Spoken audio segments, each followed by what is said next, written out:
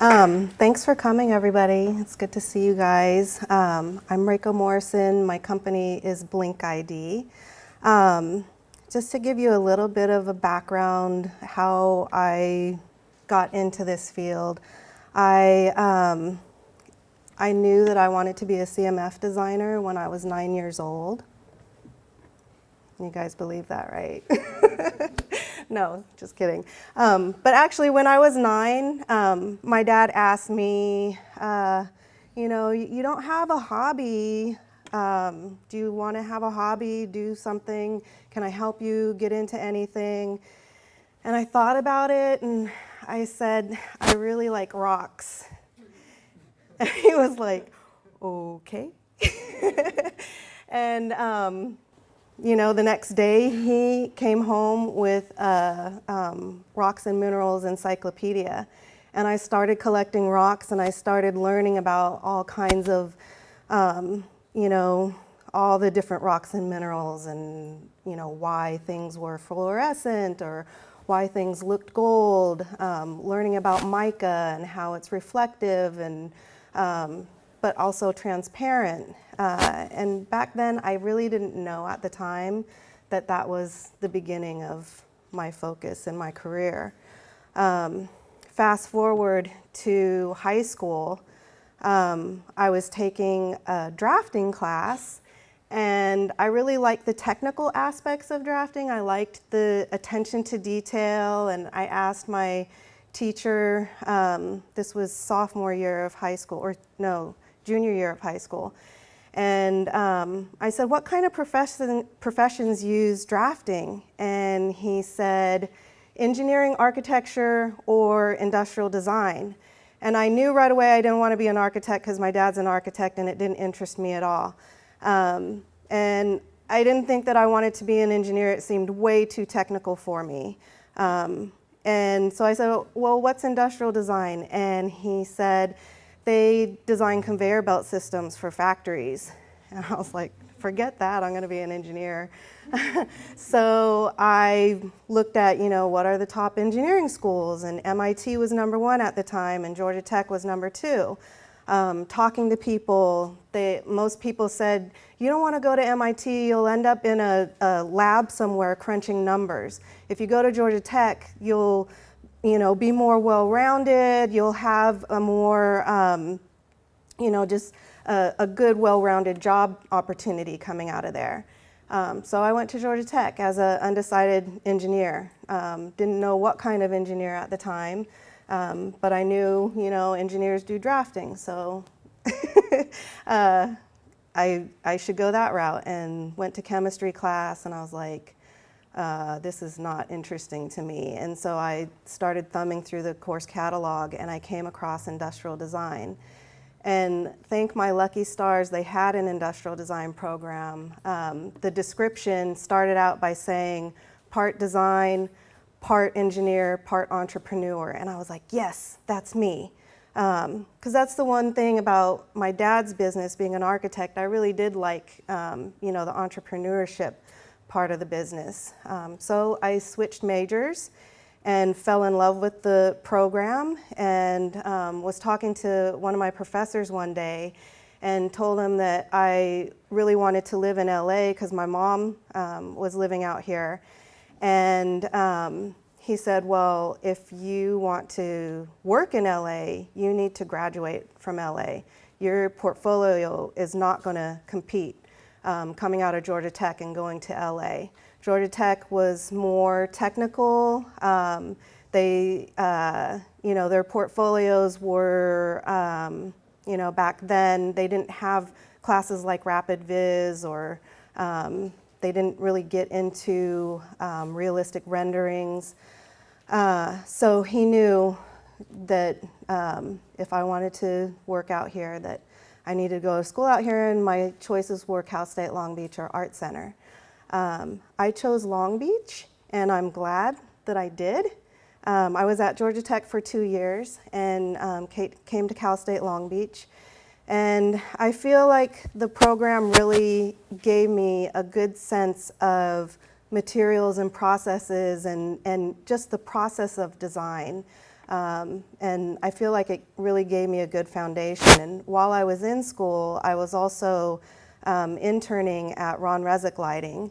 My dad, being an architect, he asked one of his architect friends, do you know any industrial designers in LA? And he said, well, I know one. He's not really doing industrial design. He owns a lighting company. He's a lighting designer, but got his degree in industrial design. So got his information, this is Ron Resnick Lighting, and I wrote a letter and said, I really want to work for you as an intern. Can I take out the trash? I'll do anything. And I got a call and they said, sure, come and work for us. So I started working there, was doing things like sweeping the floor and assembling lamps. And little by little, Ron Resnick gave me projects to do. And he taught me how to cut metal and drill holes in glass and bend metal, weld. And these are things that I was already learning in school as well. So it was a nice mixture of learning things in school and then also being able to see how those skills can be applied in the real world. And I also learned a lot about materials and processes. The main processes that they used at the lighting company was extruded aluminum, sand cast aluminum, die cast aluminum, sand cast iron and steel, glass, formed glass, slump glass, and a lot of sheet metal, sheet steel. So I learned how those materials are finished, learned about the anodizing process, powder coating, and then also learned how to match colors with paint. He had a paint guy, and a big part of the business was working with architects and designers to customize lights. So part of the customization was doing custom colors, and I was watching the paint guy one day matching colors and asked him to teach me, and was amazed that you could match colors with, he had a gallon of red, yellow, blue, white, black, and he was using those primary colors to mix like all these very complex colors. And I would sit there for hours mixing with him, and he would spray something out and say, do these colors match? And I'd say no, and he said, what does it need? I'm like, maybe some blue. And he'd say, no, yellow. And he'd like drop some yellow in there, spray it out, and then it would match. And I was amazed. So that was kind of the start of my curiosity with colors and, looking at all the nuances of colors. And that's where I really, with color design, you'll notice as you start to stare at colors for hours and hours that your eyes will tune into all the little nuances and undertones of colors. So I kind of trained myself in that respect doing that.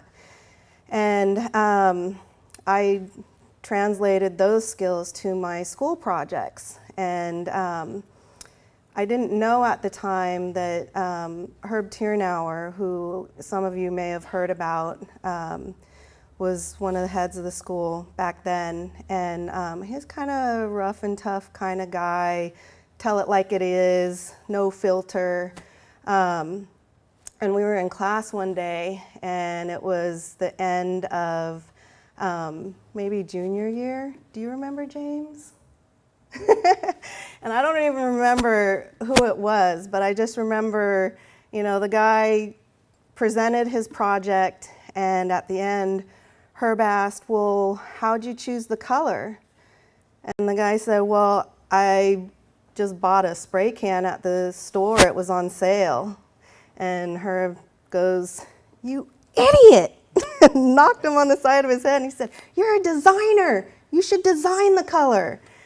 And that it stuck with me. And I didn't really know why and didn't really think much about it at the time, but it just always was in the back of my mind. And so any project that I did, I always felt like I better design the color or Herb's gonna knock me in the side of my head.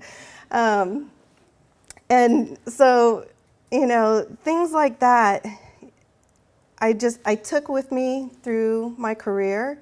My first job out of school was ashcraft design as an industrial designer, and I got frustrated with the Pantone system. I still get frustrated with the Pantone system. The colors are really limited, even though it's the most widely used system in the world. But the color range is limited, especially the grays. And ashcraft at the time was designing a lot of stereos and speakers, a lot of black boxes with nuances of grays and silvers, and I could not find the right colors to put together a color scheme. So I went into the shop, mixed for hours, and sprayed my own color chips. And I ended up, you know, using those color chips to specify colors for production, and really understood, you know, how that whole process works from, you know, when a designer hands something off to, you know, how does it go on a product and become real.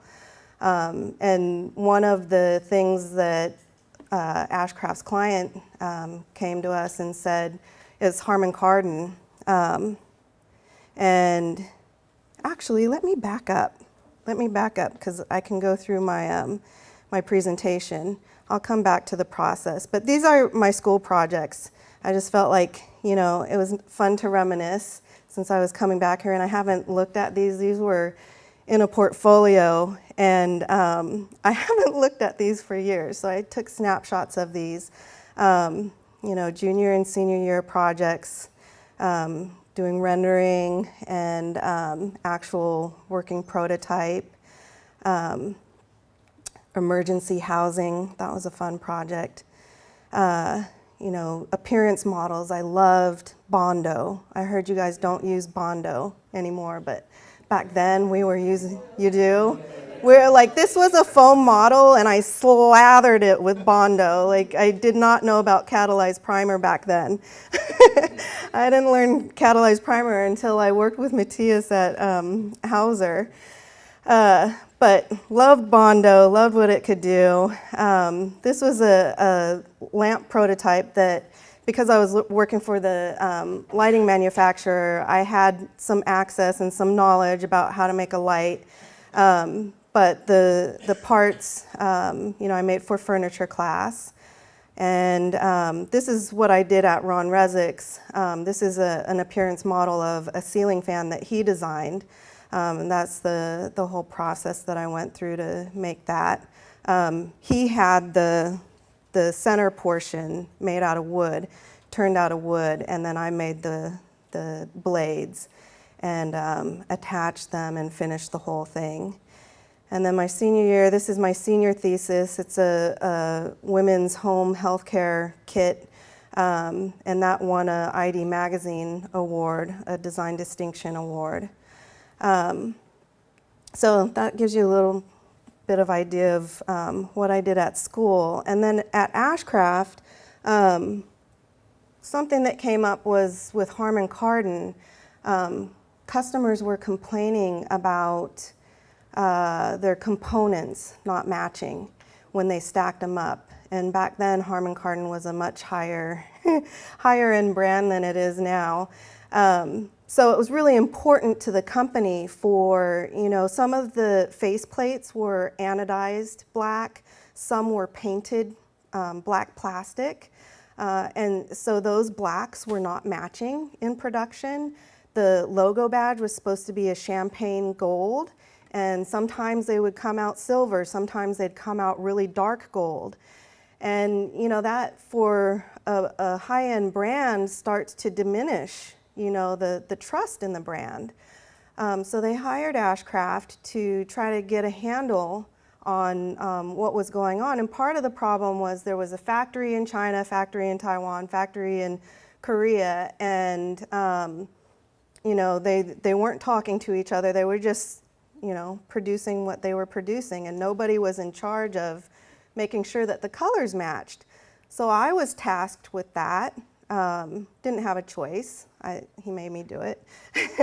So I had to figure out how am I going to do this, and so I created a coherency standards kit where I got golden samples of all the parts, all the cosmetic parts, the feet, the logo badges, the black anodized aluminum, the painted black plastic, the silkscreen text color, everything. I put all of those in a binder along with all the color spec drawings, and that kit was then given to each factory to match to, and then they sent me all the parts before production to get analyzed, and I could give it a thumbs up or thumbs down. So I started researching, like, how do people like measure colors and stuff? Like, that was so new to me and seemed so scientific, and I found a company called Greta Macbeth, based in New York. They're owned by X right now, who owns Pantone, huge company. And Greta Macbeth has a whole color system that a lot of people use. And they had, I don't know if they still do it, but they had technicians that would use a spectrophotometer, and they would actually take measurements of the color. And so you have a formula, basically, that defines the color. So I learned a lot going through this whole process on how to standardize and manage color on a production level, which a lot of times consultants don't really get into that kind of nitty-gritty of things.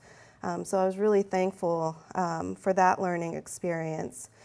And then another really fun project that I worked on, I didn't do the design for this, but I was tasked with figuring out how to make it. And you know, when I was at Ashcraft, I got really bored of black vinyl speaker boxes. And so I started doing a lot of research, calling up suppliers. You know, there were already samples in the office, but they were all black wood grain vinyl. So I started calling the suppliers, what else do you have? And they sent me all kinds of samples, and I was put in charge of the material library because they saw that I had an interest in researching all of this. So that's why they put me in charge of this project. And this had a lot of challenges to it. It had the bent plywood cabinet, and that had to interface with the front of it, and the column are extruded aluminum, and the feet are die-cast aluminum. The end caps were die-cast aluminum, and then there's a fabric speaker grill. And the intent was, from the front view, that the speaker grill and the extruded aluminum would all look the same color. And then there's a control panel on there too that was powder-coated die-cast aluminum. So I had to research suppliers to first get it prototyped, but then you know, could they handle production? And this wasn't high volume production. It was like maybe 5,000 sets for the year. But I still had to, you know, search around. So I found 3 companies in the United States that said that they could do the bent plywood. So I was able to have them prototype it just to see what kind of quality came back. And one of them passed the test. The other ones, because you have to mount the driver, which is, you know, the speaker. And so it had to be pretty accurate. And bent plywood, you know, just the process itself is not a really accurate process.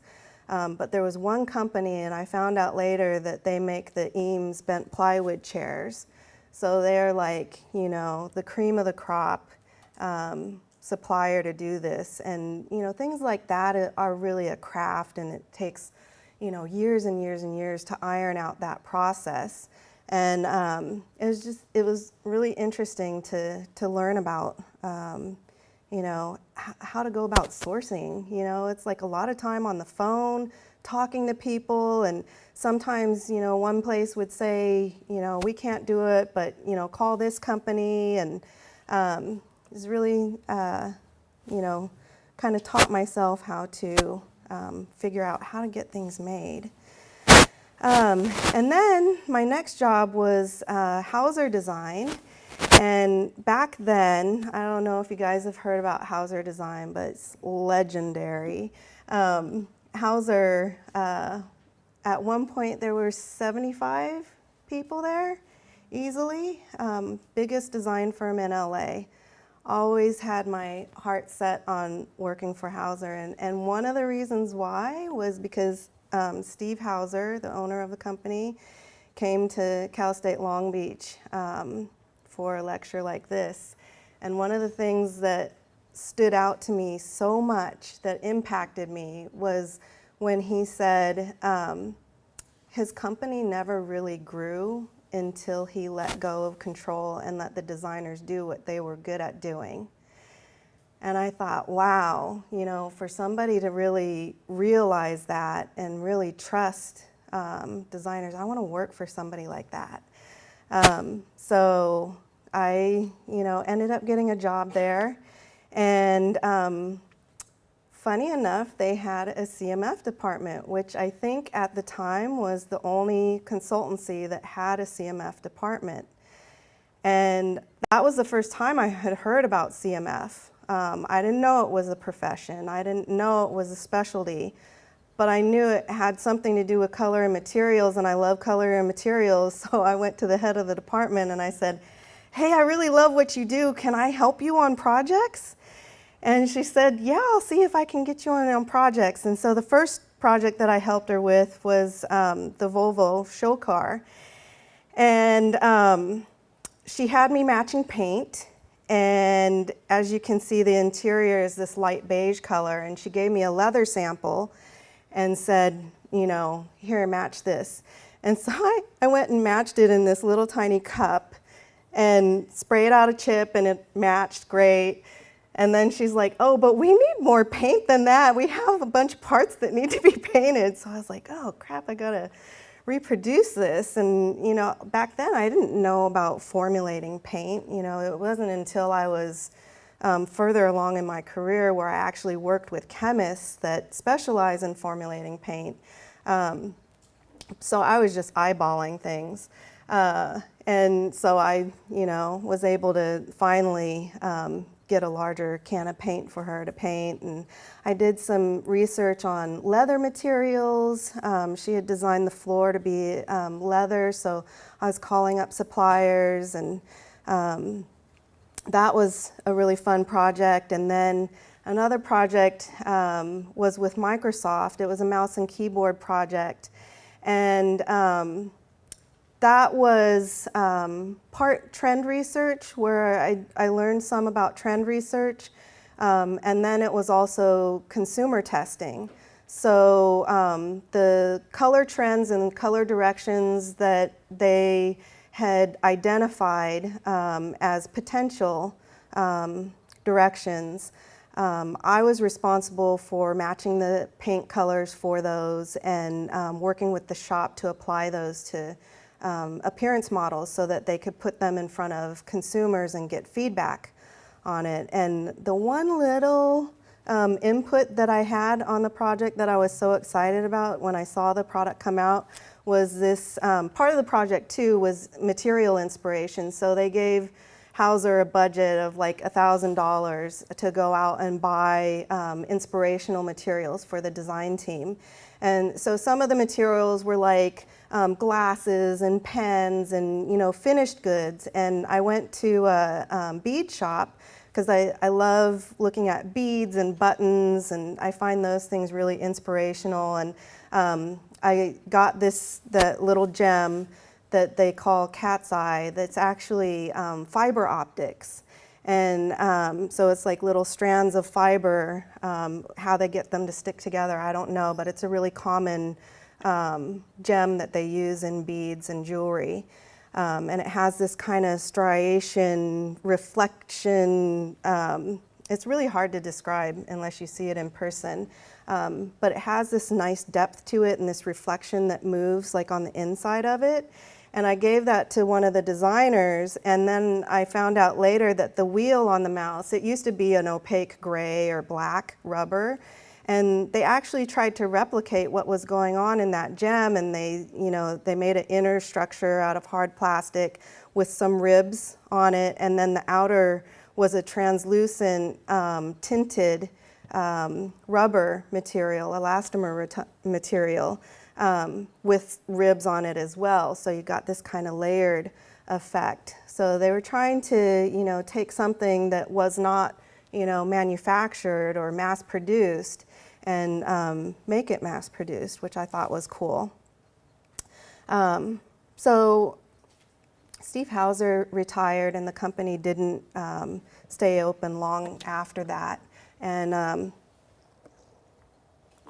I started freelancing at that point and was able to, find different jobs. And then the head of the CMF department at Hauser, she started her own company, O2 Studio, and asked me to work on some projects with her. And one of them was the Xbox 360. And that was the first project where I worked from beginning to end on the trend research, and then also coming up with different color schemes and then applying it to the product itself. So I got to learn, her name's Sue Magnuson. I learned a lot from her about the process. Back then, a lot of things were not as computerized as they are today. So the image boards were all cutouts from magazines. But really, like when you do trend research, you can get a good idea of the trends by looking at magazines. And we bought, like hundreds of dollars of magazines, and just, cut out all the major ads and categorize them. And you'll start to see the pattern. The categories with the most images, those are like really big trends happening. So learned a lot about trend research and how to then translate that onto the product. And Microsoft didn't want to do renderings. They knew their upper management didn't really respond well. They couldn't really understand colorized renderings, so they wanted to have actual parts and color chips painted. So I worked with a painter, and I think there was like 15 color schemes that we ended up painting prototype parts of. Got to go to Belgium. They had a paint supplier out there. So when it came time for production, I went to Belgium and matched paint colors.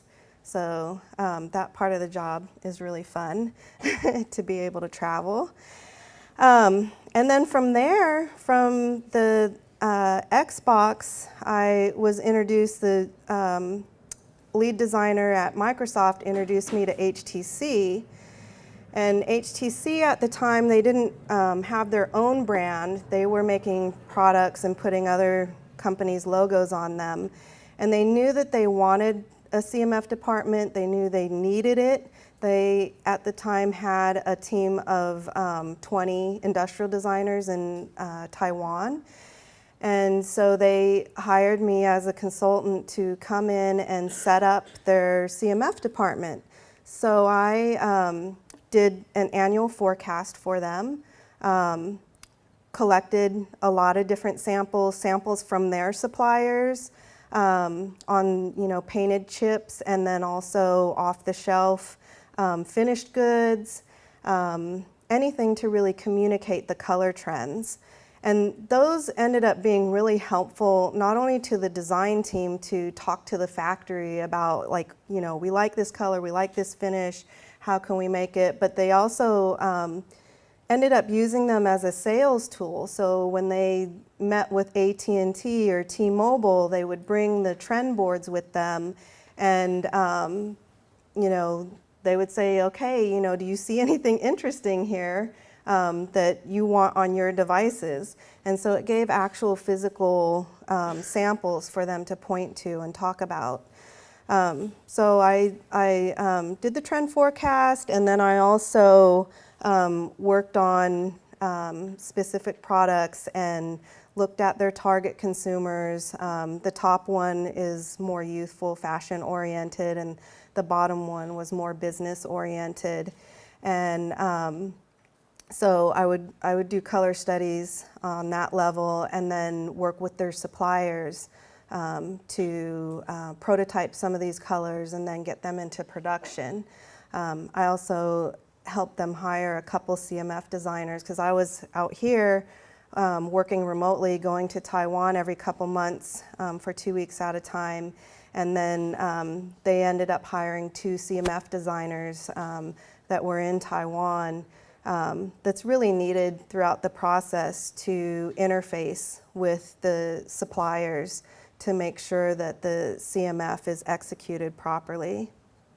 So I learned a lot there. You know, they had some really interesting processes, like the buttons for the phones at the time were plated, but then they'd have like a backlit icon. And I was like, how could the plating not cover the backlit icon? And what it was a co-injection molded button. So the icon was injected with a non-platable ABS, and then the rest of the button was molded with a platable ABS. So processes like that just kind of blew my mind, like, wow, there's a lot going on there. And then, you know, for mobile devices, I learned, you know, the metal content. You can't have a lot of metal because then it blocks the wireless signal. So I learned about different ways that you can get silver without using metal and using pearlescent pigments. So I talked to a lot of paint companies and pigment suppliers to learn all the ins and outs of that. And then after HTC, a lot of the guys that worked at Hauser when Hauser closed ended up going to Belkin. So I knew a lot of people at Belkin, and ended up doing a lot of work for them.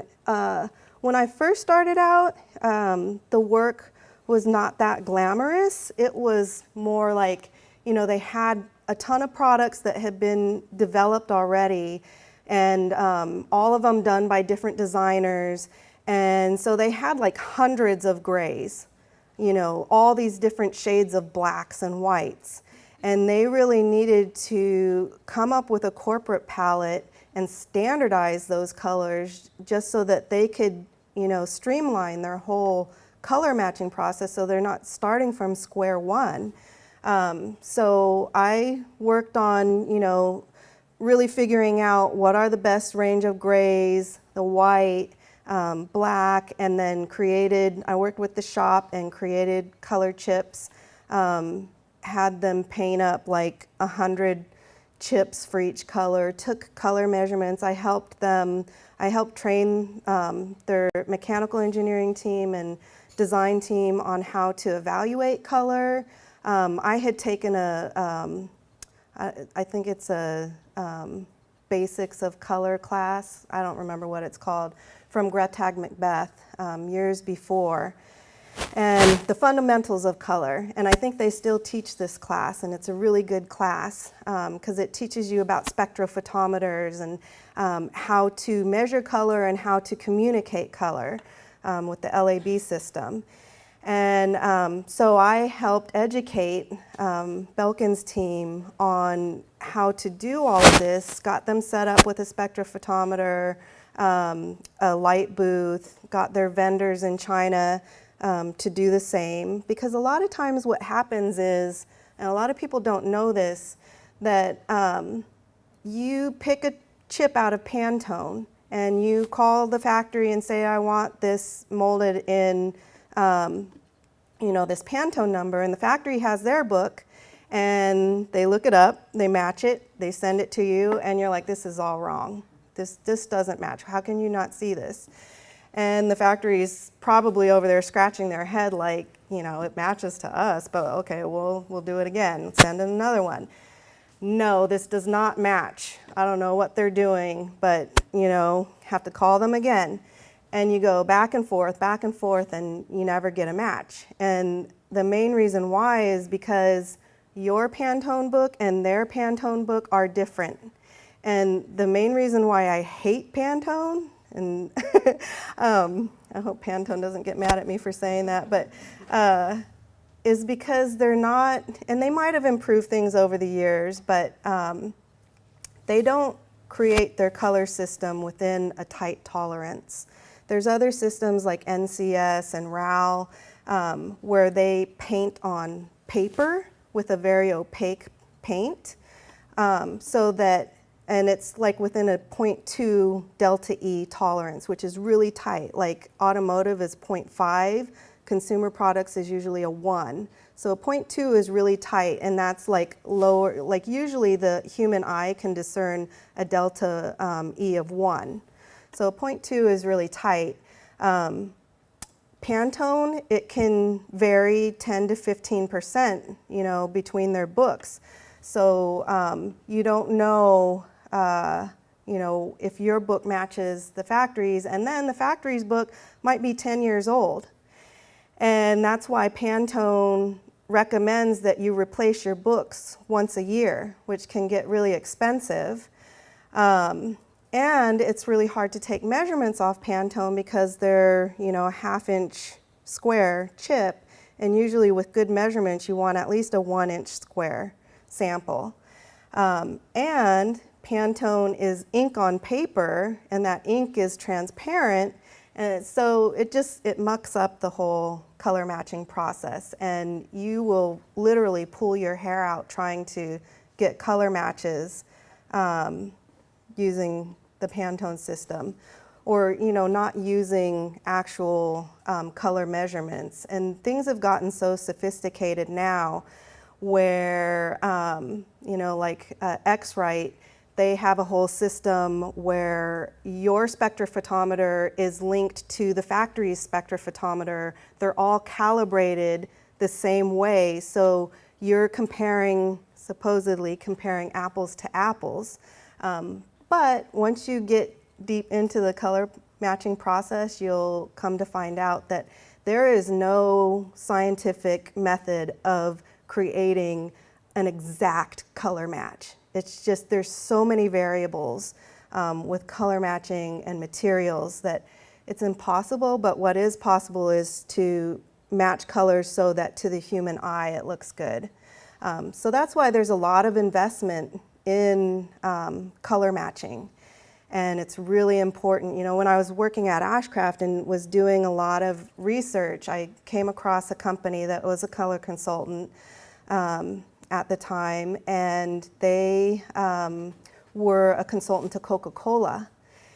And they said that Coca-Cola spends millions of dollars every year to make sure that red is the same red, when they put it on a can, when they print an ad, when they print a box, all, different factories all over the world.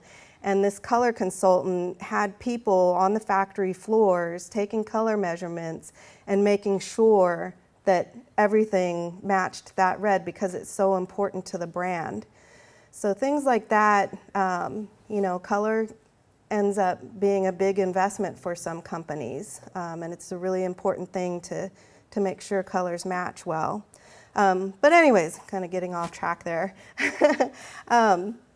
So once all that was set in place and set in motion at Belkin, I was also helping them with their soft goods. They were doing at the time a lot of backpacks and carrying cases and iPhone cases, iPad cases. So I was doing trend forecasts and then also doing spec packs to communicate to the factory and looking at lab dips of the fabrics, and learned a lot there because the soft goods industry and how they match color is completely different than the hard goods industry. It's not as exact.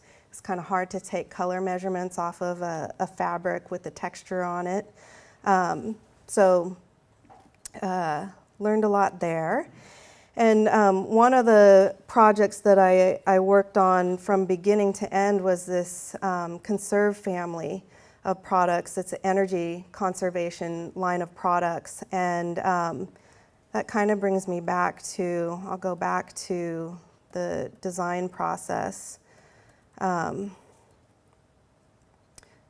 This is the ideal design process for CMF. And the way that it works the best is, you know, when the ID process starts, the CMF process starts. And sometimes it is helpful for the CMF process to start even before the ID process. It's like when the project brief is being created and when that's being defined, it's really good for CMF to be a part of that so that, you know, we want to be able to know who the what the product is about, who it's going to be sold to.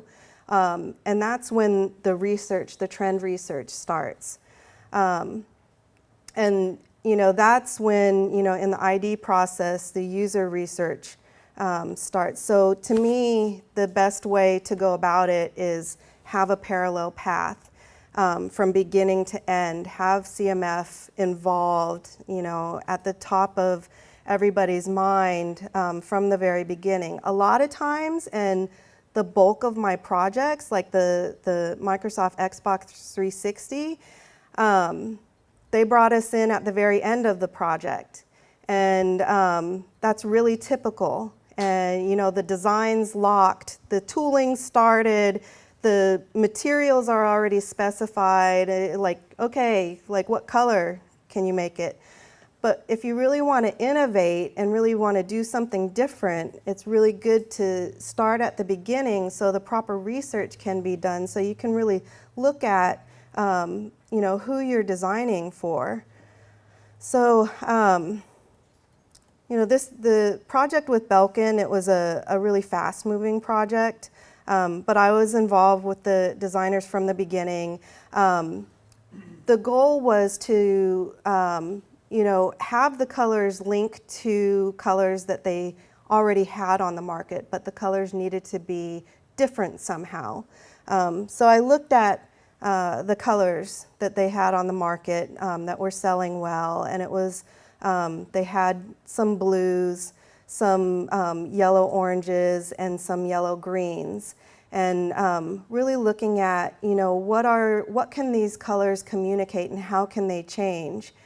And the direction that everybody seemed to gravitate towards was the lemongrass, the yellow-green. And it really signified a new beginning, you know, a blade of grass at the beginning of springtime. And that's kind of what this product line was all about. It was a new product line for Belkin. But the yellow-green still had some heritage to it, so it was a nice comfort zone for everybody. And then part of what I did was work with the design team as they're coming up with forms and looking at what kind of form trends are going on out there. Like, where do you start with that? Well, we started by doing brainstorming and really looking at what's the form language trying to communicate. And the main messages that wanted to be communicate were, you know, it wanted to be optimistic and friendly, something that's touchable, something that people would feel that is safe and friendly. That was, you know, a big part of Belkin's, or still is, a big part of Belkin's message. So the story that we came up with was utopia, and this is the form language that drove the design process. So once all that was set, we knew that we wanted the lemongrass, and we wanted to look at, you know, should it be white, should it be a gray? So, you know, since it was fast moving, it was really important to just get it on parts, actual parts, and I had all the colors matched and a bunch of parts painted, and then we could mix and match the different color schemes together to really figure out what was working the best. So the idea behind the color on this was that You know, a lot of these products are plugged into the wall, and so I was looking at the color of wall plates, and you'd think that they're white, but they're actually tinted a little bit yellow because of the fire retardant additives that they put into it. So I thought it was really important to tone into the white wall plates. And these had to be fire retardant as well, so it couldn't be a stark white. That's just, it wasn't possible. The idea is that that would blend in with the wall plate, and then the color, you know, for the brand and for beauty shots, it was important to have the color, but in the home, we didn't want to see the color. So it's a hidden color, and when, you know, the wall plug is on the wall plate, the color is bright enough where it reflects off the white of the wall plate. So you see a little bit of glow out of on the, like a halo around it, but it's not right in your face. And like the power strip, when the main plug is plugged in, the color signifies that's the main plug, and then it is also covered up once it's plugged in. So things like that, you know, it was important to talk about this with the designers as the designs were being made so that they could think about part breakup and the form and, you know, where the color was going to be. Early on in the process, we figured out, we decided that the color would be hidden. So as they were designing the parts, they were able to create it so that it was able to be hidden. So I created a color strategy for this. There were a few products that came out first, and I created a whole strategy so that products that were designed later, like a year or two later, they still knew like how to apply the color and make it clear that the color stays hidden as much as possible. So the product in the middle was one of the products that was introduced later. And then after Belkin, I worked a couple years for T-Mobile, still consulting. And a big part of what I did was their annual trend forecast. And at the time, T-Mobile had their own design department.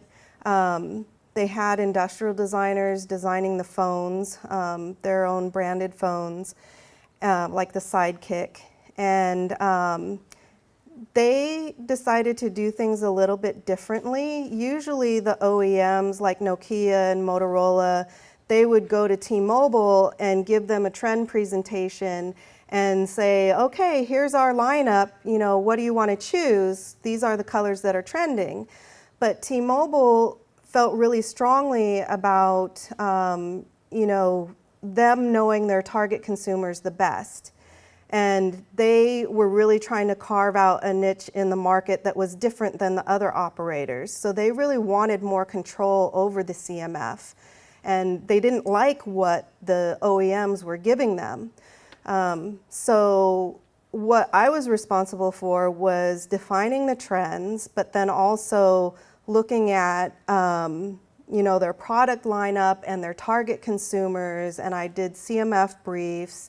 Can't show them for confidentiality reasons, but I would do those briefs based on a design brief that was given to me by marketing of who the target consumers were, what kind of brands they like, what kind of products they buy, so that I could create a visual representation of who their consumers were that were buying each device. And then I would give direction to the OEMs as far as what kind of CMF each product would have. And I got involved in product planning and really looking at, you know, how do we not make everything black? Because that's what, you know, the marketing people would say, you know, our demographic is 21 to 55, male and female. That's like everybody under the sun. What's the safest color to make it? Black. So every product, every marketing person wanted a black product because they knew it would sell. But, you know, if there's a product that has 2 or 3 different SKUs, then what? So I got into product planning and really helping them figure out, you know, if you have multiple SKUs, what else can you make it besides black? Another project I worked on that was kind of fun was for BMW Design Works, and this was with their Munich office. They were working with a mobile phone company, and these are CMF directions that they had come up with, and they were going to have an internal workshop with their design team, and they wanted to inform them of the trending materials and processes and different effects for each color story or CMF story.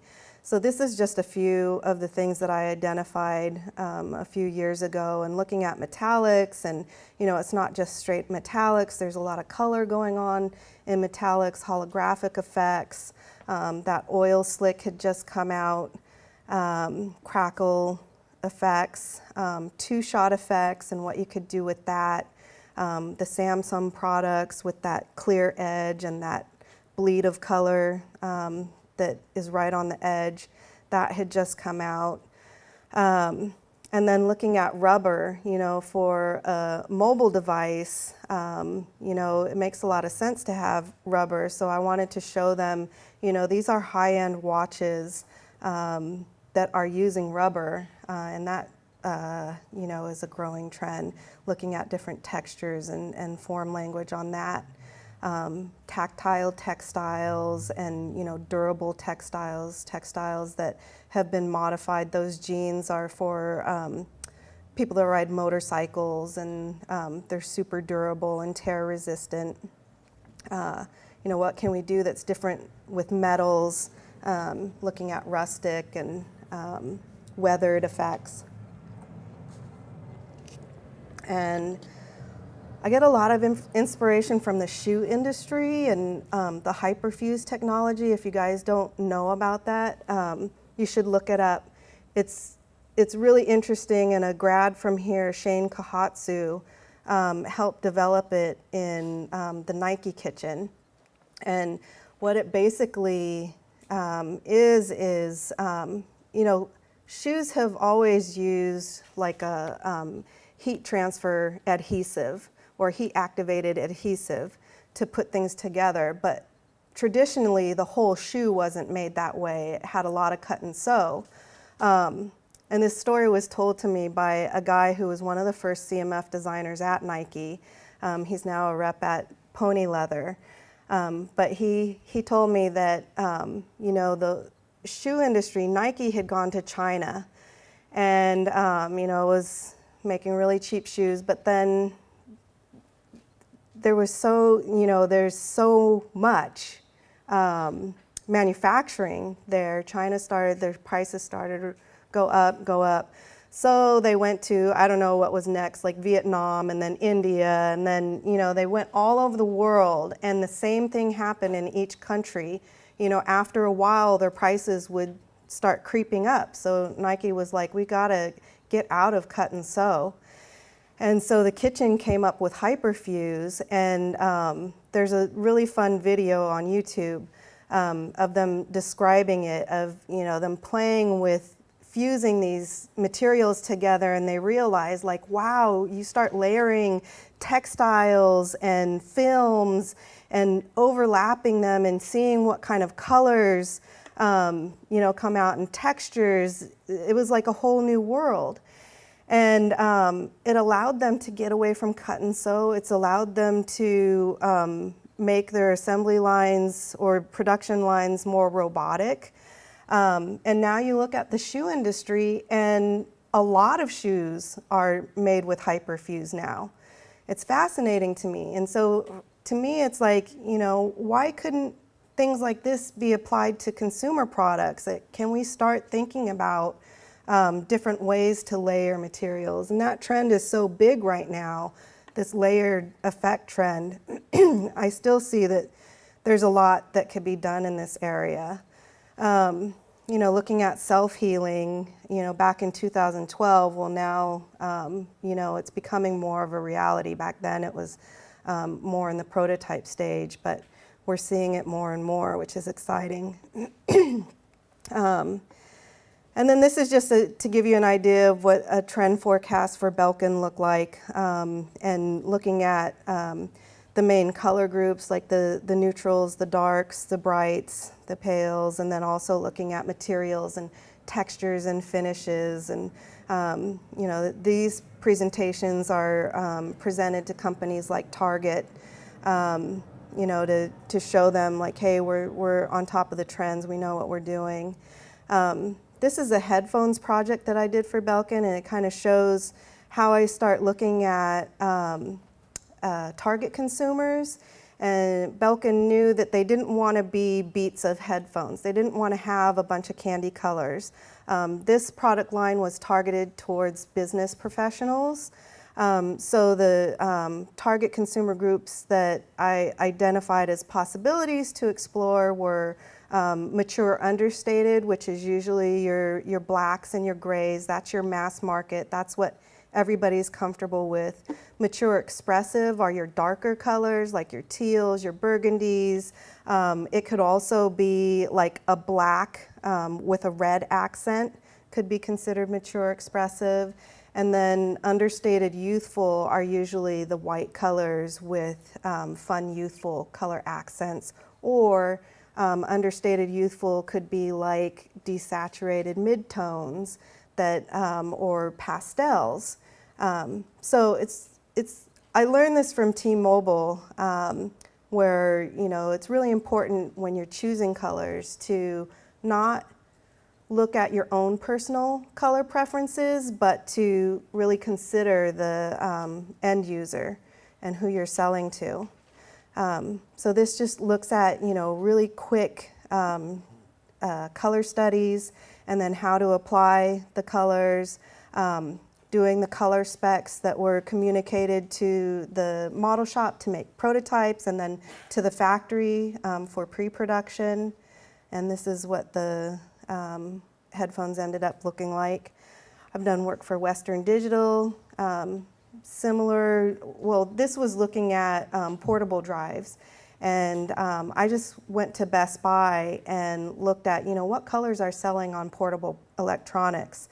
And this gives you a brief overview of the colors. And, you know, it's not surprising that blues and reds are the most popular. Next is purple, then pink, and then the citrus colors are there, but they're not that prominent. And rule of thumb is the like yellows, greens, oranges, those are usually the most polarizing colors. People usually love them or hate them. Blues, people are comfortable with. It's usually like universally the most favored color out of all the colors. Red is a classic color. We're comfortable with it, so that's another popular color. So this gives you an idea of some color studies, looking at, you know, colors that are a little more expressive on the top, a little more brighter hues, to a little more subdued and toned down colors, which are the colors that made it to the market. And then I'll finish up by talking about Mesh Collective. It's a group that I helped form. It's a group of professionals that specialize in CMF. We all have our own companies, so Mesh Collective is an alliance. It's a group of us that have band together. It's not a formal company. But we wanted to first get together to share ideas and information. The CMF world, there's not a lot of people doing this. And so it's a small world, and it's just nice to be able to share information. And then we wanted to come together to tackle larger projects. And a big part of CMF is knowing target consumers, and that's where the sociocultural intelligence comes in. And the woman that you know, had the idea for this group, Lisa Young of Y Studios in San Francisco, she specializes mainly in sociocultural intelligence and doing consumer research on that end. And we have other members that specialize in CMF design. We have somebody that specializes in semiotics, which is something that is used more on the branding end of things. And then,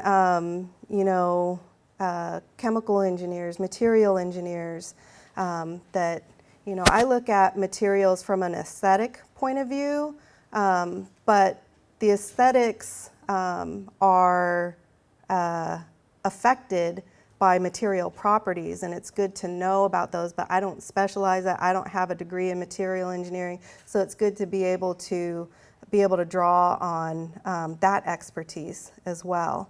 Just like the white plastic with fire retardant, you can't get a super white with that. Things like that you'll run into as you learn more about materials.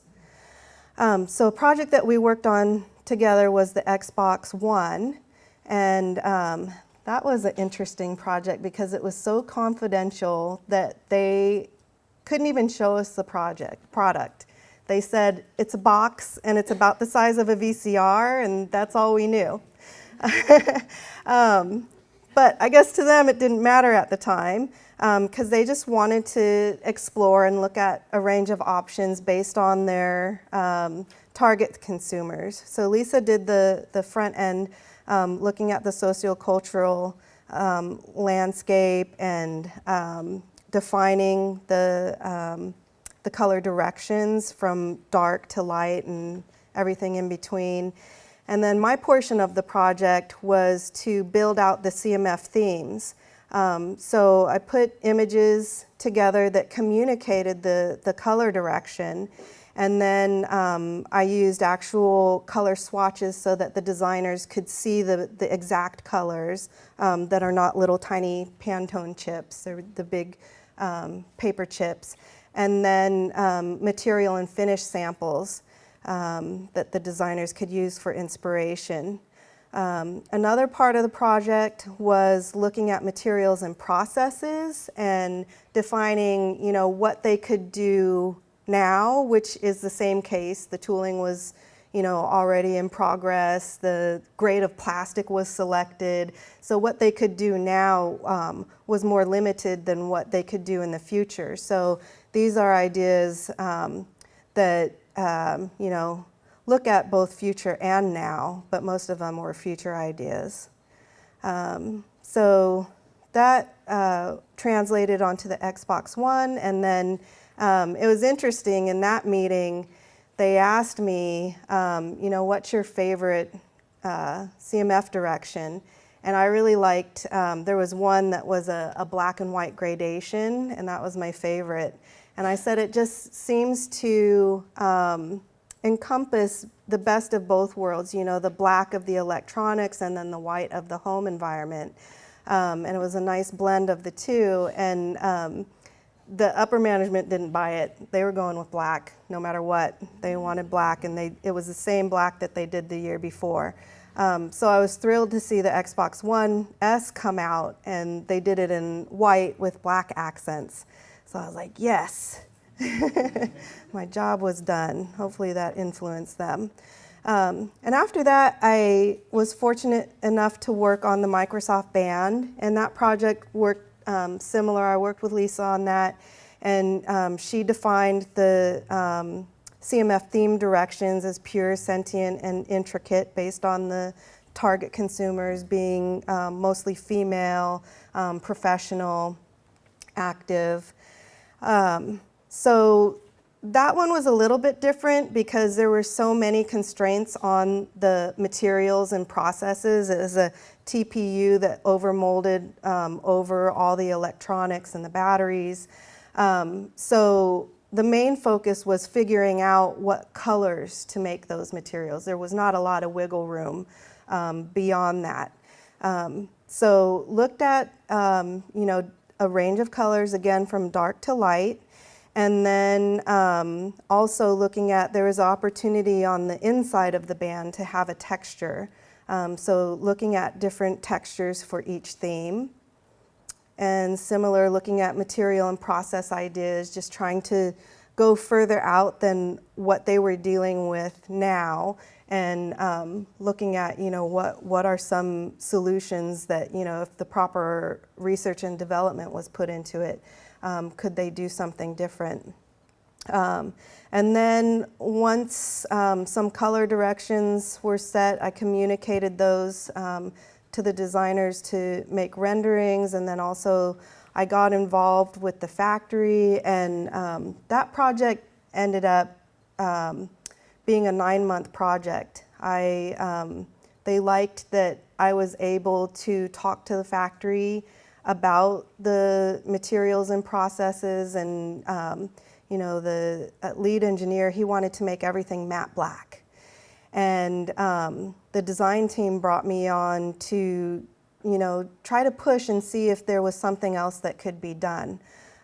So I, worked with the factory and had some different ideas, tested out, coatings on the elastomer, and really fought with them to do metal finishes. And this is it. This was one iteration. There were so many iterations, and then this was the second design that came to market. And I think they ended up doing an actual PVD finish on the metal, which I had to fight tooth and nail for. So I was happy about that.